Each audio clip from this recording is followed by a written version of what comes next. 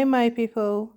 In today's video, I'll be showing you how to make this delicious African native rice. It's made with palm oil, fish, mackerel fish, and a lot of other goodness. Enjoy.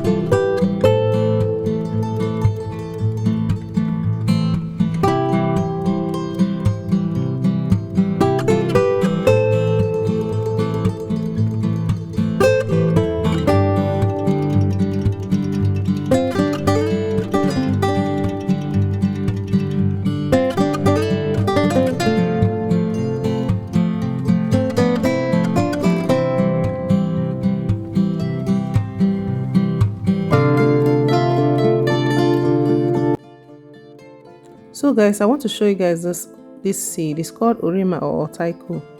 Don't miss out on adding it in any of your local dishes, especially this native rice. It's very good. Try it and thank me later.